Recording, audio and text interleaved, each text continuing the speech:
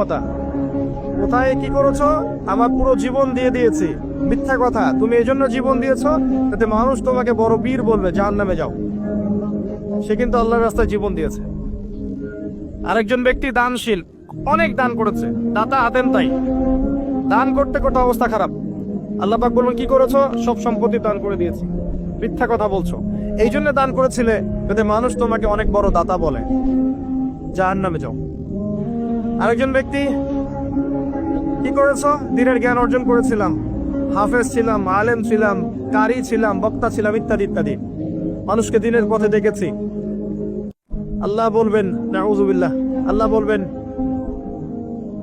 এই জন্যই কাজ করেছিলে যে মানুষ তোমাকে অনেক বড় আলেম বলবে, হাফেজে কোরআন বলবে, কারি বলবে, শায়েখ বলবে, ইত্যাদি ইত্যাদি, জাহান্নামে যাও। এত সহজ না ভাই। প্রথম বিষয় হচ্ছে নিয়ত ঠিক করা।